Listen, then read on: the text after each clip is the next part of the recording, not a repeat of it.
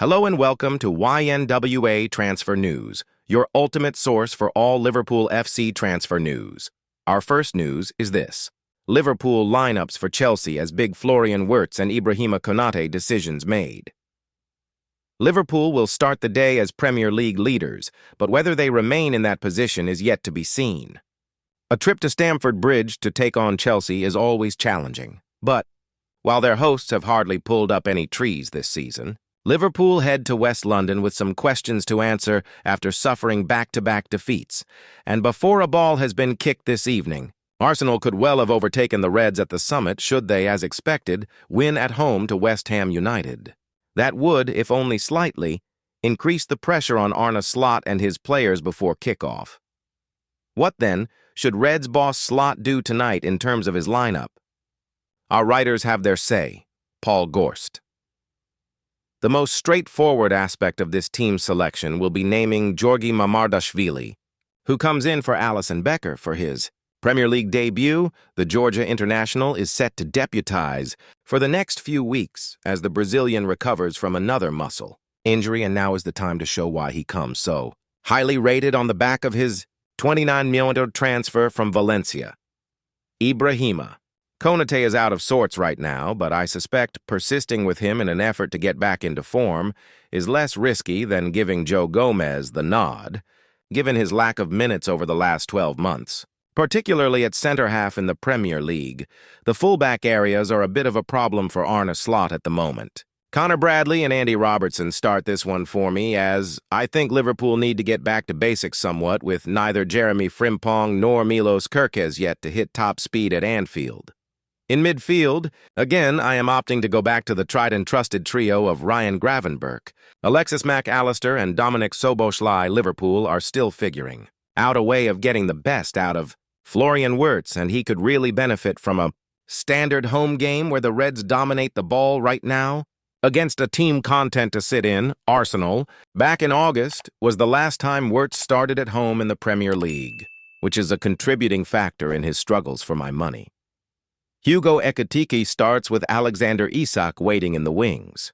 Cody Gakpo starts and Mohamed Salah returns to the side. Ian Doyle, Chelsea. If there's one Premier League venue where traveling Liverpool supporters feel somewhat out of place, it's the money-lashed surrounds of Stamford Bridge. It does, though, make it a great venue to win. And having lost twice already this week, the Reds could do with a positive result. What, then, is Liverpool boss Arne Slot to do?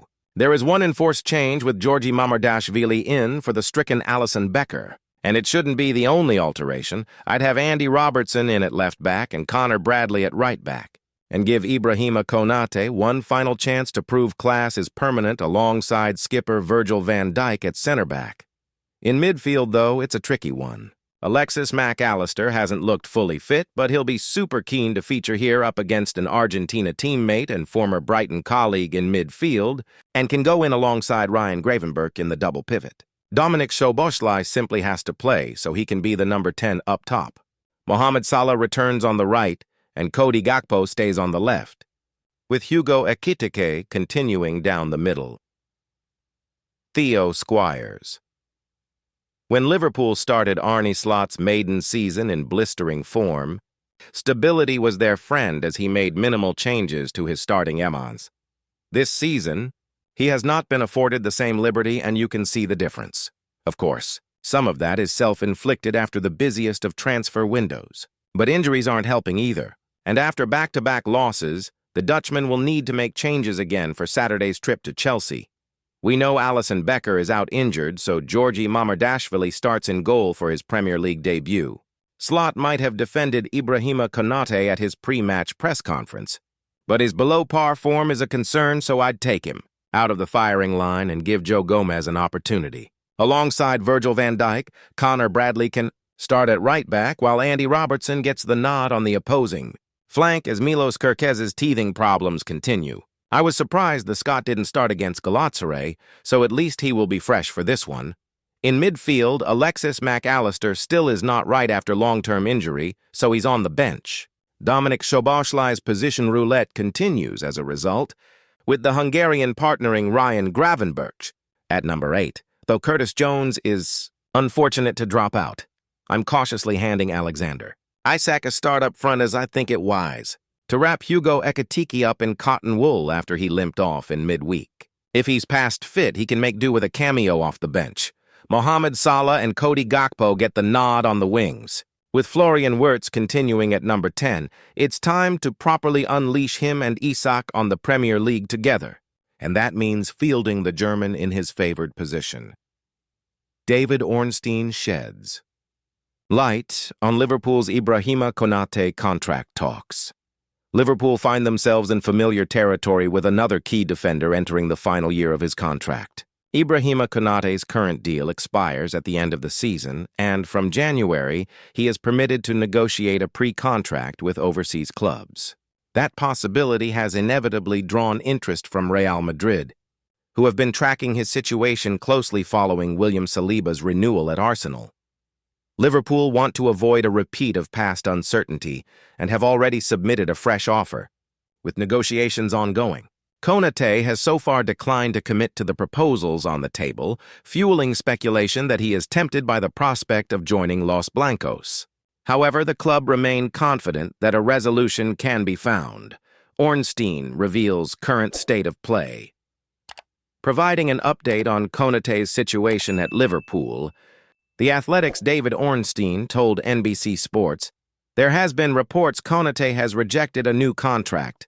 I don't think it's so much a rejection. Maybe more of a stalemate or a lack of an agreement, basically. I'm told talks are active and ongoing, but nothing is close just yet. Suggestions, he's on $70,000 per week.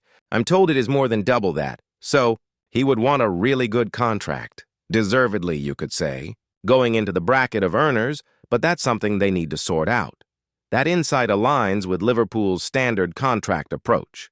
They rarely rush, as seen with Virgil van Dijk and Mohamed Salah, preferring to secure extensions at the right financial level rather than bowing to pressure. Konate is regarded as part of the club's long-term core, and that status will be reflected in his eventual salary bracket.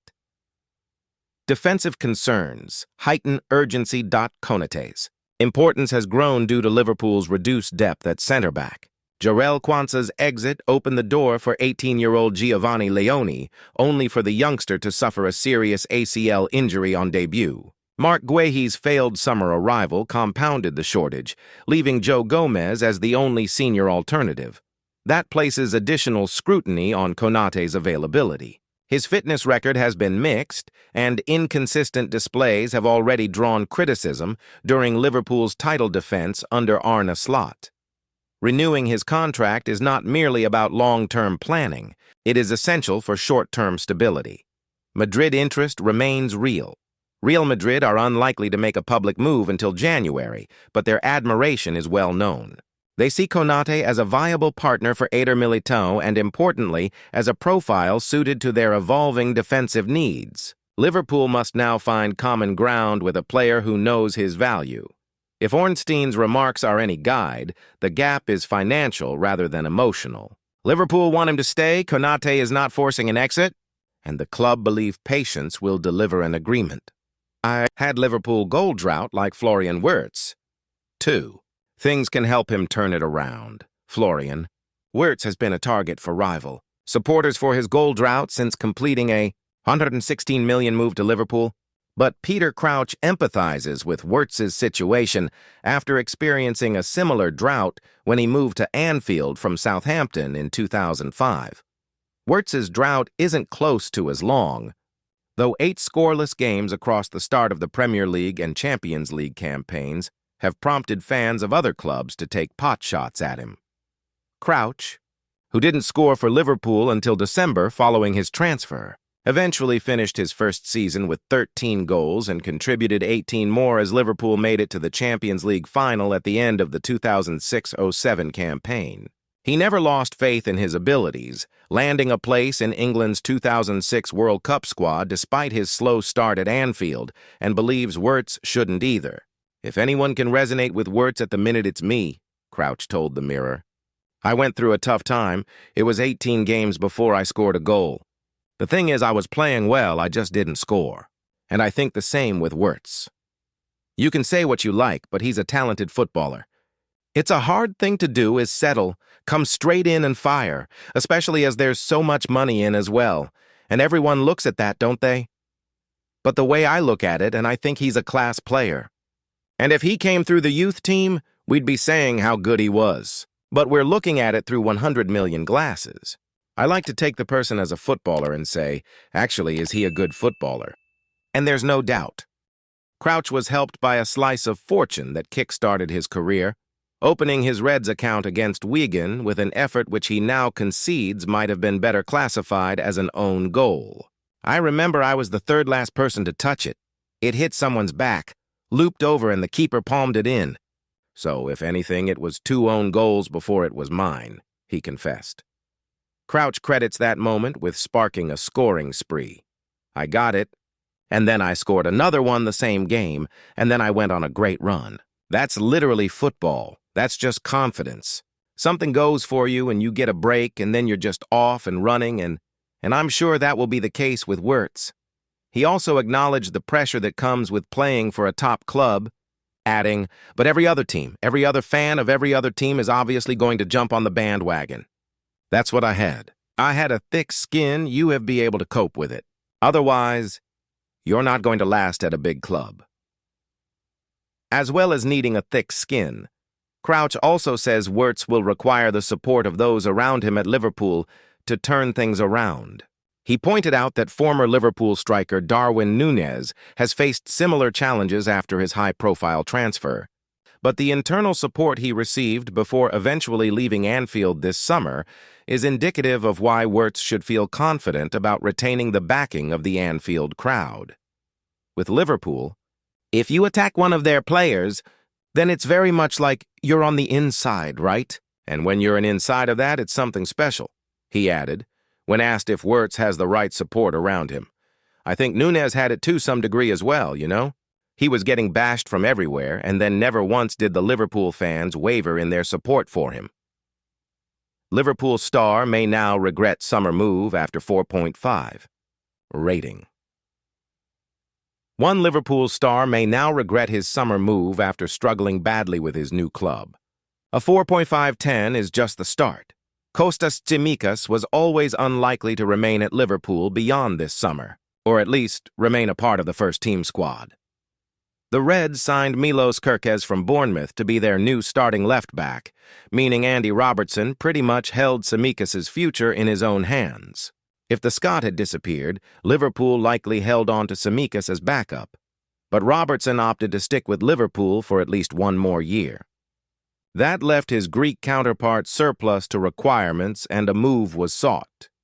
However, Tsimikas opted not to leave permanently. He rejected opportunities to do so and instead signed for AS Roma on loan. It was a very good loan move for him, admittedly. A big club in a new league willing to give him consistent minutes. At least, that was the plan. Tsimikas struggles. Tsimikas has played just 42 minutes of Serie A football so far this season. That's been split across 2 substitute appearances in the Italian top flight. Roma just aren't handing him chances to play. And when they do, as against Lille this week, Tsimikas struggles. He gave the ball away for Lille's winner in the UEFA Europa League and was hooked at half-time. Calciomercato labeled him very poor, while Sport Witness relay Corriere dello Sport's rating of 4.5 out of 10. This would be something of a disaster for Tsimikas, who risks tanking his value here. He was in dire need of regular football after 5 years of playing second fiddle at Anfield, but Roma are now incredibly reluctant to give him that. And if he doesn't get it, Tsimikas will return to Anfield with an even more difficult task of finding a new club in 2026. It's still relatively early days, of course, but so far this loan move is looking like a disaster. I had to force through Liverpool transfer. I refused to go back to my old club. Former Liverpool defender Paul Konchesky almost didn't sign for the club, with former employers Fulham playing hardball over a deal until they had landed a replacement. However, as soon as the left-back got word that the Reds were interested, he was determined not to have to return to Craven Cottage. Konchesky followed Roy Hodgson to Anfield in 2010. despite the London side's efforts to tie him down to a long-term contract, and despite manager Mark Hughes almost denying the defender his dream. The left-back had been a key player for Fulham under Hodgson as the Cottagers reached the Europa League final in 2010, playing every minute of the quarters, semis and final as they came up narrowly short against Atletico Madrid in Hamburg. Hodgson's reward for overseeing that run was the Anfield job, and Konchesky was among his major targets in a summer which also saw the likes of Joe Cole and Milan Jovanovic move to Merseyside, but completing the deal was far from easy. Probably early August I get a call or my agent calls me and says Roy said that if they can do a deal with Fulham, he wants to take you to Liverpool, Konchesky told the Under the Kosh podcast. I'm like 31, he was 29, Ed, so I'm thinking, fucking hell, one of the biggest clubs in history, I have to make it happen. It has to happen. They didn't probably have a lot of money to spend, so he's come for me. If he, Hodgson, had a load of money, he might have not come for me, which helped me in one way. But Fulham were being really hard to play with. Mark Hughes was the Fulham manager and said, "You're not going anywhere. We haven't got anyone to take your place." Until we get someone, you're not going anywhere. And it was getting later and later. Konchesky was left out of Hughes' squad for Fulham's first 2 away games, though he played the full 90 at home to Manchester United. With time running out to force through a move to Liverpool, he took matters into his own hands and pleaded with the manager directly. I went out to knock on Mark Hughes' door and said, "Listen, you've played for the biggest clubs in the world, Barcelona, Man United. I've got an opportunity to do that, so please just let it happen. You've had this opportunity, I've never had it. It's never going to happen in my lifetime again," Konchesky added. Thank you for watching. Like and comment, subscribe.